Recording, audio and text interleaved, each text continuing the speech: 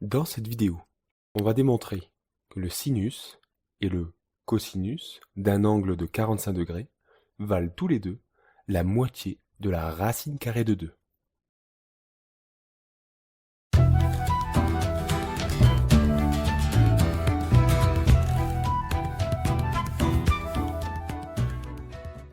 Pour parler des rapports trigonométriques, il nous faut d'abord un triangle rectangle.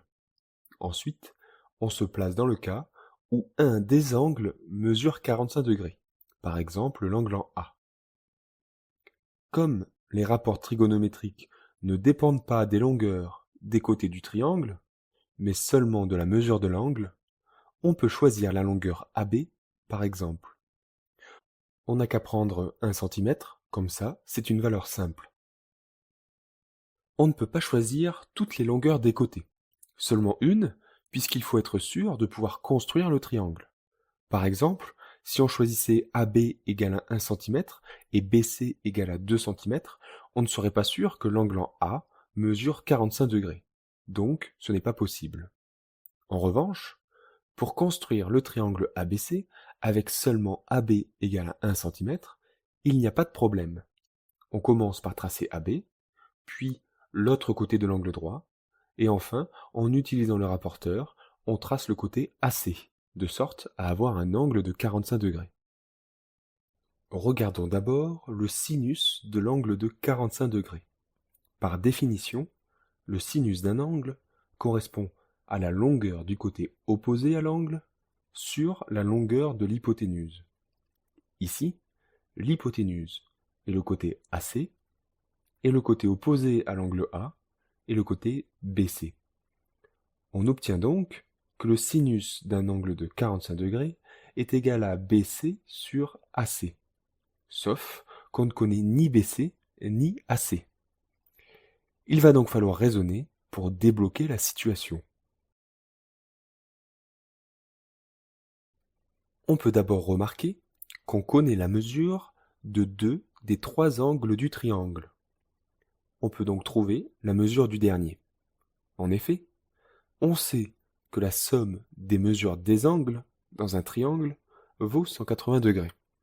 Ici, on a 180 est égal à 45 plus 90 plus BCA, la mesure du dernier angle.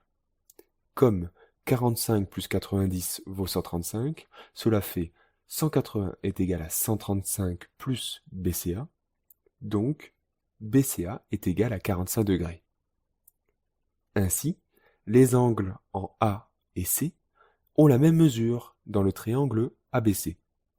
On peut donc en déduire que le triangle ABC est isocèle en B. Cela implique que les longueurs AB et BC sont égales. Et par conséquent, BC est égal à 1 cm et on a que le sinus d'un angle de 45 degrés est égal à 1 sur AC. Il ne nous reste plus qu'à trouver la valeur de AC.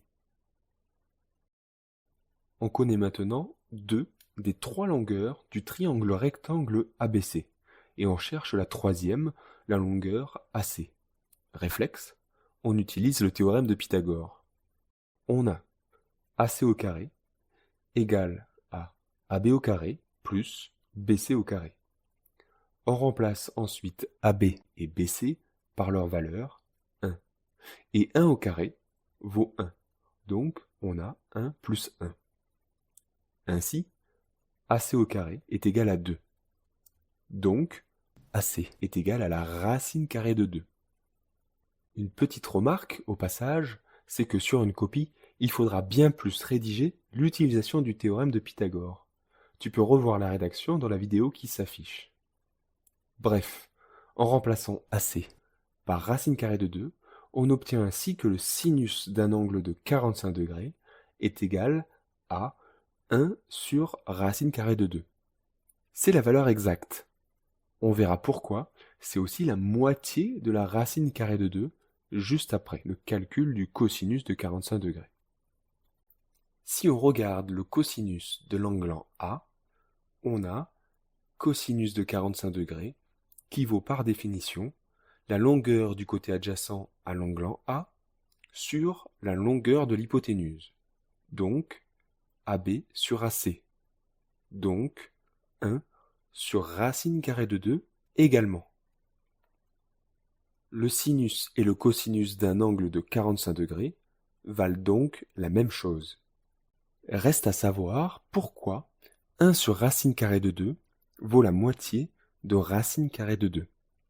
Pour cela, il faut se souvenir qu'en multipliant en haut et en bas la fraction par un même nombre, on peut changer l'écriture de la fraction sans changer sa valeur.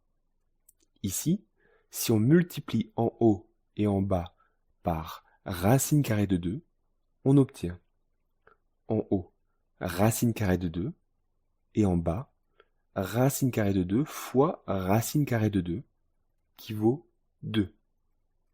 C'est souvent cette écriture, racine carrée de 2 sur 2, qu'on utilise en pratique.